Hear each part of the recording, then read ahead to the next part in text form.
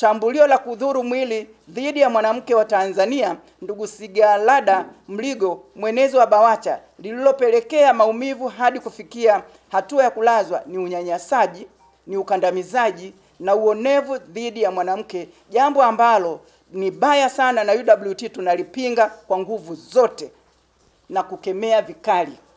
UWT inashangazwa na ukimya wa viongozi wa baraza la wanawake la Chadema juu ya shambulio la kudhuru mwili kwa kiongozi wa ngazi ya juu wa baraza hilo kwa nafasi ya mwenezi.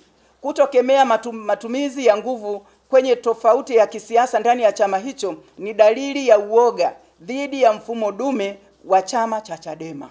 Tunaiomba ofisi ya msajili wa vyama vya siasa kufuatilia kwa karibu uanzishaji wa madawati hayo na utekelezaji wa majukumu yake, ili madawati hayo yawe na uwezo wa mamlaka ya kuchukua hatua dhidi ya vitendo vya unyanyasaji, ukandamizaji, uonevu na kadhalika dhidi ya wanawake, kama ilivyotokea kwa mwenezi wa BAWACHA kushambuliwa akiwa kazini anatekeleza majukumu ya kisiasa ndani ya chama chake.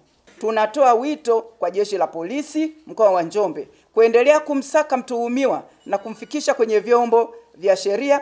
UWT ipo tayari kumwekea mwanasheria ili haki iweze kutendeka kwa ndugu Sigalada Mligo. UWT inatoa wito kwa taasisi mbalimbali zinazoshughulikia masuala ya haki za wanawake, asasi za kiraia, jumuiya za wanawake za vyama vya siasa mbalimbali kuunga mkono kwa kukemea tukio hili la shambulio la kudhuru mwili kwa ndugu Sigalada Mligo.